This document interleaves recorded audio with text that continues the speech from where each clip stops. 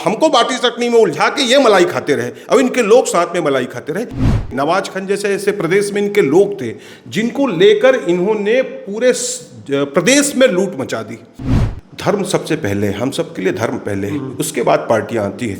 मुझको बड़ा दुख होता था और कांग्रेस पार्टी के लाखों लाखों ऐसे कार्यकर्ता जिनको दुख होता था कि इनके जब पिताजी थे और भगवान राम पे उंगली जब उठाते थे, भगवान राम के लिए कहते थे, तो थोड़ी सी पीड़ा होती थी।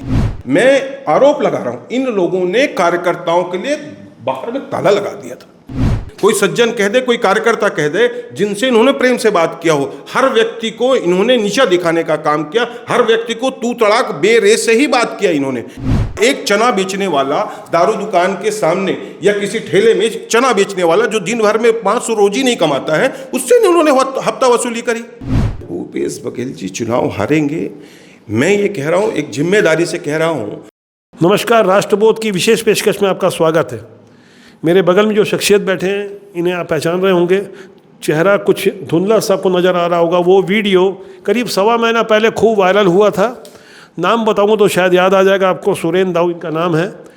मंच में बैठे थे 5 साल के मुख्यमंत्री भूपेश बघेल और उन्हीं की मन से उन्हीं के सामने ये बता रहे थे कि आपने जो हरकतें की, जिन वजहों से कांग्रेस को छत्तीसगढ़ से जाना पड़ा और आज आप राजनांदगांव से चुनाव लड़ने आए हैं, आपके पास मुलाकात का समय नहीं था। उसके बाद ये इस तरह के कुछ पोस्टर भी जारी किए इन्होंने और तमाम प्रश्न खड़ा किए। और हमने पहले भी अपनी वीडियो में बताया था किस तरह से उनके पोस्टर के ऊपर अब कीचड़ उछाले जा रहे हैं। सुरेंद्र दाऊ नाम है इनका, मिनी विधायक रहे, जिला पंचायत में उपाध्यक्ष रहे, तमाम पदों में रहे, बेहद जिम्मेदार शख्सियत रहे। सुरेंद्र दाऊ जी, आपका स्वागत है राष्ट्रबोध में। नमस्कार। मैं समझना चाहूँगा कि आखिर ऐसा क्या हो गया कि क्या जाति दुश्मनी थी पुराने मुख्यमंत्री से, आप उन्हीं के मन से कुछ आईना दिखा रहे थे और इस तरह से प्रश्न खड़ा कर रहे थे कि 5 वर्षों में आपने कोई नया शासकीय कार्यालय तो नहीं किया, बल्कि शासकीय कार्यालय में दूसरी जगह ले गए और तमाम ऐसी कुछ बातें कह रहे थे। तुष्टिकरण की बात भी सामने आई थी, आप मुझे बताइए क्या? जी, क्या है, कोई उनसे जाति दुश्मनी तो है नहीं, क्योंकि वो हमारे मुख्यमंत्री रहे और पूरे प्रदेश के मुख्यमंत्री रहे।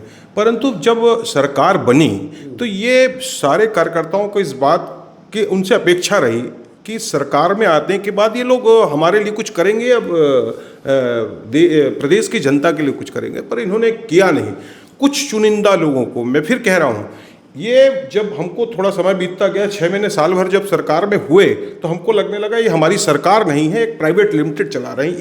इन्होंने चुनिंदा ऐसे कुछ लोग थे, नवाज खान जैसे ऐसे प्रदेश में इनके लोग थे जिनको लेकर इन्होंने पूरे प्रदेश में लूट मचा दी और कार्यकर्ताओं को अनदेखी करी, जनता की अनदेखी करी। ये झूठ बोलते रहे लगातार, मैं फिर कह रहा हूँ, दावे से कह रहा हूँ इस बात को, ये लगातार झूठ बोलते रहे कि इन्होंने जनता के लिए काम किया। अगर इन्होंने जनता के लिए काम किया होता तो शायद फिर से सरकार आती।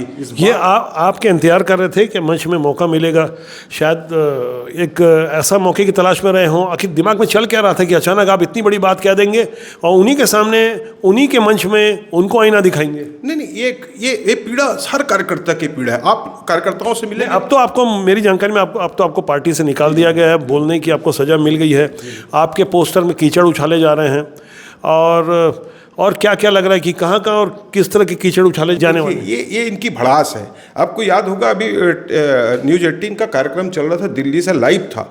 इन लोगों ने, देखिए, एक कार्यकर्ता, मैं यही कह रहा हूँ, एक कार्यकर्ता लड़ रहा है इनसे, और एक कार्यकर्ता की ताकत मैं बताना चाह रहा हूँ। जिन कार्यकर्ताओं को ये लोग पैर की जूती समझते हैं, जिन कार्यकर्ताओं लोग चींटी के माफिक भी नहीं समझते, आज उस कार्यकर्ता से इतने भयभीत हो गए। 100 साल, मुझको शर्म आती है कि जिस पार्टी में 30-35 साल मैंने दिया, उस पार्टी के लोग मीटिंग करके ये बात कहते हैं कि सुरेंद्र दाऊ जिस डिबेट में रहेंगे उस डिबेट में हम वॉकआउट कर जाएंगे। ये एक मतलब इनके खींच का परिणाम है, इनके हार का परिणाम। ये भयभीत है इस बात को लेकर। जिला पंचायत सदस्य यानी मिनी विधायक, लगभग आधा विधानसभा का क्षेत्र आता है। आप निर्वाचित जिला पंचायत सदस्य रहे, जिला पंचायत उपाध्यक्ष रहे, आज आप संघर्ष कर रहे हैं किस बात के लिए?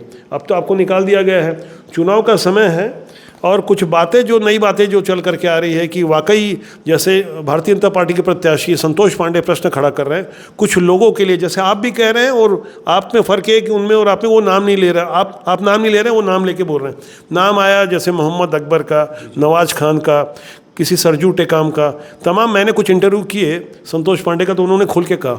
आपका क्या कहना है कि वाकई कोई तुष्टीकरण था? बिल्कुल बिल्कुल, मैं बिल्कुल कह रहा हूँ, दावे से कह रहा हूँ। देखिए, हम नवाज खान के बारे में बताइए, फिलहाल वो फरार है, जब हम इंटरव्यू कर रहे हैं। मैं थोड़ा सा उसमें आऊँगा। मैं ये कह रहा हूँ, धर्म सबसे पहले, हम सब के लिए धर्म पहले, उसके बाद पार्टियां आती है। मुझको बड़ा दुख होता था, और कांग्रेस पार्टी के लाखों लाखों ऐसे कार्यकर्ता हैं जिनको दुख होता था कि इनके जब पिताजी थे और भगवान राम पे उंगली जब उठाते थे, भगवान राम के लिए कहते थे, तो थोड़ी सी पीड़ा होती थी। लेकिन तब तो नहीं बोला आपने? नहीं, हम देखिए, हमारी वहाँ तक पहुँच नहीं रही, हम वहाँ तक पहुँच ही नहीं पाए। मैं आरोप लगा रहा हूँ, इन लोगों ने कार्यकर्ताओं के लिए बाहर में ताला लगा दिया था। और जब मैं हिंदू हूँ, मैं ब्राह्मण परिवार का हूँ, वैष्णव हूँ, मेरे कुल देवता विष्णु है, मैं जब मेरे भगवान को कोई अपमानित करे, मेरे भगवान, हम लोगों ने कैसी वो पीड़ा झेली। एक नाम आता है सरजू टेकाम का, अर्बन नक्सली थे, मानपुर मोहल्ला क्षेत्र और आसपास डोंडी और दूसरे इलाकों में उनकी दबंगी चलती थी। फिलहाल वो जेल में है। आरोप लगे कि उन्होंने दुर्गा माता की मूर्ति को अग्निदाह दे दिया और कांवड़ यात्रा में रोक लगाई, और ईसाई धर्मांतरण में सहयोगी रहे, मिशनरियों के साथ काम करते रहे और आदिवासियों को ये समझाने की कोशिश करते रहे कि वो हिंदू नहीं है। ये विषय आपके ध्यान में भी आया? बिल्कुल बिल्कुल ध्यान में। हम सारे लोग, मैं वही तो कह रहा हूँ, जब पूरा देश भगवान राम की सेवा में भगवान राम को याद कर रहे हैं, और मैं इसमें एक चीज़ जोड़ना चाहूँगा कि भूपेश बघेल जी के पिताजी स्वर्गीय नंद कुमार बघेल जब वो जिंदा थे, तब वो मानपुर मोहल्ला में उनका आवागमन बराबर सरजू टेकाम के साथ बना रहा संबंध, और सरजू टेकाम उनके बंगले भी जाते रहे। बिल्कुल जाते रहे, बैठकों में उनके साथ रहे, बैठकों में उनके, और हमने देखा है, इन कांग्रेस के लोगों ने देखा है, कार्यकर्ताओं ने देखा है, यही तो पीड़ा थी। और यही समझाने, अब देखिए, हर व्यक्ति नहीं है उनके सामने खड़े होकर कोई बोल सके, लेकिन मेरे पिताजी ने मुझको संस्कार सिखाया कि अगर सत्य है, कब तक हम बर्दाश्त करेंगे, हम कब तक अपने धर्म की। अच्छा, एक बात जो समझने वाली, आप कांग्रेस जुड़े रहे, आप इतना समय दिया, 3 दशक से ज़्यादा का समय दिया।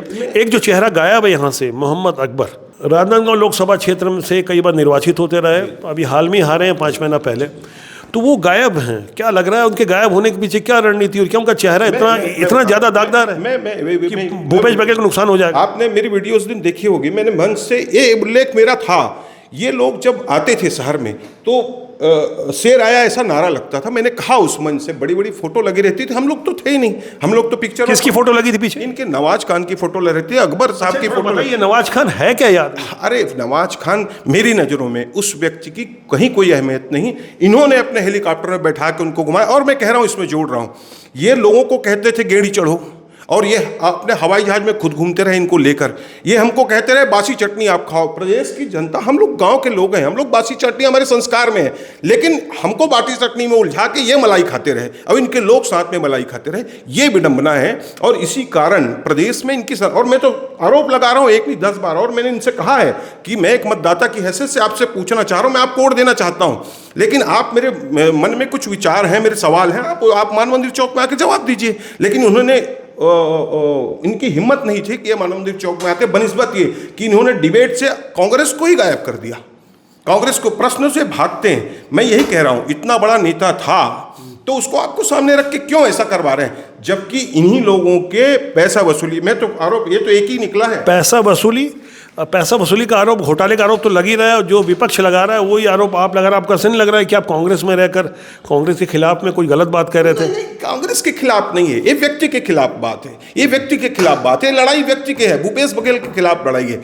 मैं 35 साल रहा हूं, मुझको पीड़ा है। पार्टी अगर इस दिशा में जा रही, और ये पूरा बर्बाद करने की कोशिश में है, 35 सीट में आज आ गई। और आप देखेंगे जब रिजल्ट आएगा प्रदेश में, जो टिकट इन्होंने अपने हिसाब से बांटा ना, जब रिजल्ट आएगा 11 सीटों का रिजल्ट आएगा, तब आप देखिएगा कि रिजल्ट क्या होता है। भूपेश बघेल की जो भूमिका को आप अच्छे समझ रहे होंगे। राजनांदगांव लोकसभा क्षेत्र में वो लगातार घूम रहे हैं, वोट मांग रहे हैं। आप जिला पंचायत के सदस्य रहे हैं, ज़मीन से जुड़े रहे हैं। आप मुझे बताइए कि क्या लगता है आपको, मैं कोई आपसे भविष्यवाणी करने नहीं बोलूँगा, लेकिन आप अच्छे से जनता की नब्ज़ को समझ रहे होंगे, भूपेश बघेल जीतेंगे हारेंगे? भूपेश बघेल जी चुनाव हारेंगे, मैं ये कह रहा हूँ, एक जिम्मेदारी से कह रहा हूँ। और आप देखिएगा, मैंने बहुत सारी सभाएं की हैं, जिले में घूम घूम के सभाएं की। मैंने अनुरोध किया अपने लोगों से, अनुरोध किया मैंने अपने कार्यकर्ताओं से, मैं अनुरोध किया मैंने जनता से, मीडिया के माध्यम से, पेपर के माध्यम से, लोगों के बीच जाके मैंने अनुरोध किया। दिन भर जाता हूँ, मैं अनुरोध कर रहा हूँ कि ऐसे अहंकारी को आप वोट मत करिए। और देखिएगा, जब रिजल्ट आएगा जब रिजल्ट आएगा आश्चर्यजनक होगा, क्योंकि इन्होंने, मैं फिर कह रहा हूं, उसके पीछे वजह भी है कि इन्होंने कांग्रेसियों का, कार्यकर्ताओं का तिरस्कार ही किया 5 साल में, कभी गले नहीं लगा। एक बेलगांव की तस्वीर हम दिखाना चाहेंगे और हम पहले भी दिखा चुके हैं। अगर आप बॉडी लैंग्वेज देखेंगे तो डोंगरगढ़ के समीप बेलगांव एक गांव है, वहां पर भूपेश बघेल सिन्हा समाज के कार्यक्रम में गए थे और अपने ही कार्यकर्ताओं को किस तरह से डराने धमकाने की कोशिश कर रहे थे, क्योंकि वहाँ की स्थानीय विधायक कांग्रेस की हर्षिता बघेल मौके पर नहीं पहुँची थी। कार्यकर्ताओं ने नाराजगी प्रकट की। एक बार वो तस्वीर आप देखिए, उसके बाद मैं फिर और चर्चा करूंगा सुरेंद्र दाऊ जी से। जब तक समाज की बात करें, पहली बात कहते हैं बुलाया के ना मन नहीं ऐसे ना बोला बुलाया तो से बात करते हैं, मोला बोले मैं आ गया। हाँ, ये बेलगांव का वीडियो काफ़ी चर्चा में रहा। मैं, आप बेलगांव की बात कर रहे हैं, मैं तो ये दावा कर रहा हूं इस बात को, और आपके माध्यम से मैं अपने कार्यकर्ताओं से अपील कर रहा हूं कि कोई भी शख्स ऐसा कह दे, इनके प्राइवेट लिमिटेड के छोड़, कोई अगर शख्स कह दे, कोई सज्जन कह दे, कोई कार्यकर्ता कह दे, जिनसे इन्होंने प्रेम से बात किया हो, हर व्यक्ति को इन्होंने नीचा दिखाने का काम किया, हर व्यक्ति को तू तड़ाक बेरेस से ही बात किया इन्होंने। भूपेश बघेल की बात कर रहे हैं? बिल्कुल बिल्कुल, इन्हीं के ऊपर आरोप लगा। ऐसे लैंग्वेज प्रदेश के कोई भी व्यक्ति कह दे, इवन विधायक कह दे मुझसे आके कि आप गलत झूठ बोल रहे हैं, आप समाज के चाहे व्यक्ति जाए, मैं आपको उदाहरण दे रहा हूं, राजनांदगांव के सारे वरिष्ठों को इन्होंने उसमें बुलाया था, भेंट मुलाकात में राजनांदगांव में बुलाया था, उसका उदाहरण भी उन्होंने मुझको दिया, वहां के भेंट मुलाकात में आया था। लेकिन सारे सम्मानित नागरिकों को इन्होंने बुला के धक्का खिलवाया, धक्के दिए, लोग गिर गए यहाँ से, और किसी को एक गिलास पानी तक की व्यवस्था इन्होंने नहीं करी और अपमानित किया। और जो कमिटमेंट उनसे किया था किसी के भवन के लिए, किसी के समाज के लिए, साहू समाज के लोग हैं, आप आज साहू समाज ने प्रेस वार्ता करी, 2-2, 3-3 करोड़ की घोषणा करी, 2 रुपया इन्होंने नहीं दिया, केवल झूठा आश्वासन इनका। ये मैं आपका पोस्टर जो देख पा रहा हूँ, विभिन्न बिंदुओं पे आपने चर्चा की है, लगातार आपने भूपेश बघेल के वादों को याद दिलाने की कोशिश की है। ये तो सारी बातें भारतीय जनता पार्टी भी कर रही है। आप कांग्रेस से जुड़े रहे, आप कांग्रेस के बारे में थोड़ा मुझे बताएंगे। इस पोस्टर के अलावा ऐसे कौन से घोटाले या ऐसी कौन सी जानकारी थी जो जनता के सामने आनी थी? आज आप पार्टी में तो है नहीं, मुझे नहीं लगता कि कांग्रेस आपको वापस ले भी लेगी। नहीं, देखिए, मैं कांग्रेस, मैंने 30-35 साल कांग्रेस को, पीड़ा तो होगी, पीड़ा बहुत ज़्यादा पीड़ा है। जब हम अपने सामने, अपने जनों के सामने जिस पार्टी के लिए, जिस संस्था के लिए काम कर रहे हों और उस संस्था अपने उद्देश्य से भटक जाए, हम लोग गांधी विचारधारा के, गांधी जी की उसको लेके, विचारधारा को लेके कांग्रेस पार्टी आगे चली थी। और आज अगर महन जी, एक सेकंड में कह, महन जी अगर मंच पे, महन जी जैसे, मैं महन जी की बहुत इज्जत करता हूं, महन जी अगर ये कहें कि ये प्रत्याशी जो है लठ चला सकता है, प्रधानमंत्री के सिर फोड़ सकता है, तब एक प्रश्नवाचक चिन्ह है कि वो क्या कहना चाह रहे हैं, इस पे सोचने की बात है। और अगर इतने गंभीर नेता, इतने सुलझे हुए व्यक्ति अगर इतनी बड़ी बात मंच से कहें, तो हम सब के लिए एक चिंता का विषय है। हमको, मैं अनुरोध कर रहा हूं कि हमको लठ चलाने वाला व्यक्ति नहीं चाहिए। यानी भूपेश बघेल की एक गुंडा इमेज बनाने में चरणदास महंत की भी भूमिका थी, जो उनका उन्होंने सही कहा, शायद उन्होंने सही कहा कि भूपेश बघेल के बारे में, नहीं, शायद उन्होंने सही कहा। इतने बड़े गंभीर अगर व्यक्ति हैं, अगर वो ऐसी बात कह रहे हैं, तो मैं तो छोटा सा कार्यकर्ता हूं उनके पार्टी में, आज 4 दिन हुआ मैं इसको निकले, लेकिन अगर वो कह रहे हैं तो जो नेता कहते हैं वो हम समझते हैं और सुनते हैं। अच्छा, आखिरी में एक बात, आप अपने कांग्रेस के साथियों से क्या कहना चाहेंगे? बरसों तक दिल का संबंध रहा आपका, विचारधारा आपने बता दी कि गांधीवादी विचारधारा के हैं, आपने धर्म के अपमान से लेकर वो सारी बातें कही, मुस्लिम तुष्टीकरण से आप इत्तेफाक नहीं रखते रहे, आपने आपको ब्राह्मण बताया, आपने बताया कि किस तरह से अपमान किया गया हिंदू जन भावनाओं का। आप क्या कहना चाहेंगे जो कांग्रेस छोड़ करके भारतीय जनता पार्टी में आ रहे हैं और कांग्रेस की विचारधारा से कहीं ना कहीं परेशान हैं, कोफ्त महसूस हो रही है उन्हें? बस मैं एक ही लाइन से आपके माध्यम से मैं कांग्रेस के उन साथियों से, आप बिल्कुल इनके इसमें मत आइए। मैंने जो कहा वो कांग्रेस को सुधारने के दृष्टिकोण से था। इस कांग्रेस को मैं बचाना चाहता हूं, जिस कांग्रेस को भूपेश बघेल की प्राइवेट लिमिटेड डुबाना चाहती है, मैं उसको बचाने की कोशिश कर रहा हूं, बचाने की लड़ाई कर रहा हूं। आज मैं पार्टी से बाहर हो गया, इसमें मुझको दुख नहीं है। दुख तो जरूर होता है जब घर से बाहर कोई आदमी निकलता, लेकिन मैं ये चाहता हूं कि मेरे संघर्ष जाया ना जाए, मैं जो आज लड़ाई लड़ रहा हूं वो जाया ना जाए। एक बात आखिरी में जो मुझसे शायद रह गई थी, क्या कांग्रेस का वामपंथीकरण हो रहा है या विचारधारा से भटक के वो कम्युनिस्ट की तरफ आ रही है, जैसे उनकी सोच है तुष्टीकरण का जो विषय? देखिए, जो जिस प्रकार से यहाँ पे 5 साल सरकार चली और लोगों ने जो नकारा और जो विवाद हुआ, चाहे कवर्धा की बात ले ले, चाहे यहाँ की बात ले ले, चाहे रायपुर जैसे शहर में, रायपुर जैसी राजधानी में आप किसको बैठा के रखें? प्रदेश की जनता सब जानती है। मुझको लगता है कि जनता जितनी बारीकियों से जनता जो अध्ययन करती है, जिनका आप नाम नहीं ले रहे हैं, उनके बारे में तो भाजपा ने पोस्टर जारी किया, बाकायदा जिहादी गिरोह के रूप में भूपेश बघेल को प्रस्तुत किया लीडर के रूप में। पीछे मोहम्मद अकबर, एजाज ढेबर, मैं खोल के कह रहा हूँ, और तीसरा नवाज खान का एक तस्वीर जो काफ़ी चर्चा में रही। आप एजाज ढेबर का नाम लेने से हिचक रहे हैं शायद। नहीं, देखिए, मेरे को जब मैंने उनके बॉस जो इनके लिमिटेड के जो हेड हैं, जब मैंने उनका नाम लिया तो मैं इनका नाम भी नहीं लेना चाहता। मेरे को इनसे चीज़ों का डर नहीं है। हाँ, ये लोग जरूर किसी के माध्यम से ऐसे धमकी चमकी की कोशिश करते हैं, लेकिन देखिए, इन चीज़ों का डर नहीं है। मैं तो खुलासा करूंगा आने वाले दिनों में, मेरे पास उस बातों का प्रूफ है, ऐसा नहीं है। लेकिन मेरे संस्कार है और हम इनसे डर के हम अपने धर्म को छोड़ दें। मैं इनके साथ मैं बता रहा हूं कि प्रदेश में इन्होंने किस स्तर की राजनीति करी, इन्होंने किसको छोड़ा। एक चना बेचने वाला दारू दुकान के सामने या किसी ठेले में चना बेचने वाला जो दिन भर में 500 रोजी नहीं कमाता है, उससे उन्होंने हफ्ता वसूली करी। इससे बड़ा आरोप और क्या होगा? शर्म आनी चाहिए। और इस कारण से सरकार चली गई, हम कार्यकर्ताओं की मेहनत खत्म हो गई। तो आप सुरेंद्र दाऊ जी को समझ रहे थे, सुन रहे थे। मंच की वो तस्वीर थोड़ी धुंधली थी, और साथ में एक बात जो रह गई थी कि हमारी बातचीत की शुरुआत में एक चर्चा हुई थी, आप ये जो डब्बा देख रहे हैं या इस तरह का जो आप जनता से आप सहयोग ले रहे हैं, इस सहयोग की आवश्यकता क्यों पड़ी? आपके नाम के साथ तो दाऊ लगा है, पैसे से आप सक्षम भी है। देखिए, दाऊ तो खैर हमारा पूरा जो हमारा पुराना वो परिवार था, वो वहाँ सुंदरा में रहते थे हम लोग वहाँ पे। लेकिन आज की स्थिति ये है, कि बहुत बड़ा संबल व्यक्ति नहीं हूँ। मेरे पिताजी गांव से रहे, शिक्षक रहे, किसान रहे, शिक्षक रहे। इसकी जरूरत क्यों? सुनिए, मैं बता रहा हूँ उसी में। तो जब हम जाते हैं तो बहुत सारे खर्चे की आवश्यकता पड़ती है।